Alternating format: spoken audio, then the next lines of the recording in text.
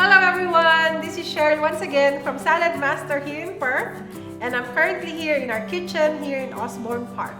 Now I want to show you today how to make crackling pork belly without a drop of oil.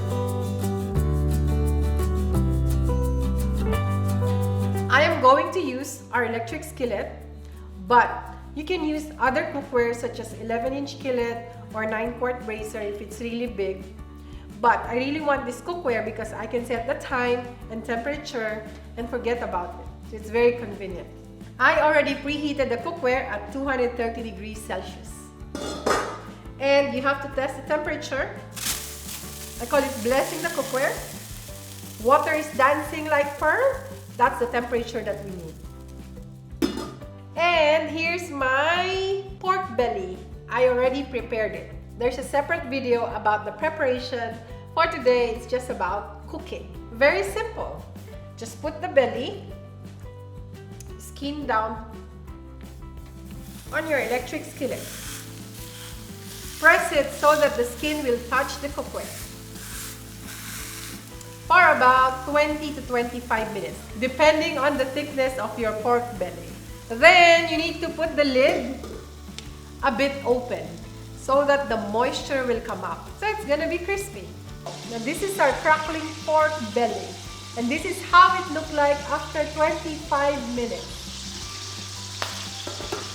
Look at the amount of oil that's in the cookware. I did not put any oil in there.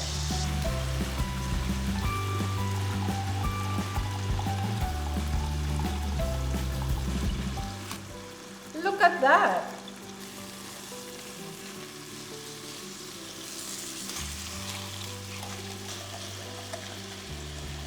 Once you turn it over, turn the temperature down to 190 degrees Celsius for about 20 minutes.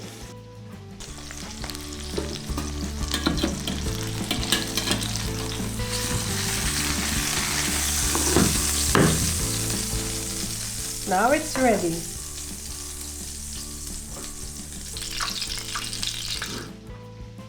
Let the meat rest for about 30 minutes before you cut it. The benefit of Saladmaster is if you cook this in the oven, your whole oven will be full of oil splashes and it's so hard to clean. But in Saladmaster, no splashes and it's so easy to clean a very small equipment as opposed to cleaning the oven. Cheers! And now our pork belly is ready.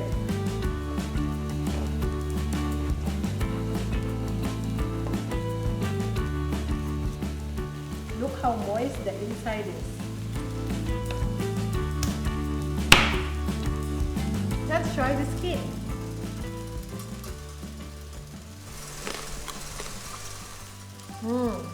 Crispy and crackling without a drop of oil. And this is my crackling pork belly without a drop of oil. Thanks for watching. If you like this video, hit like and subscribe.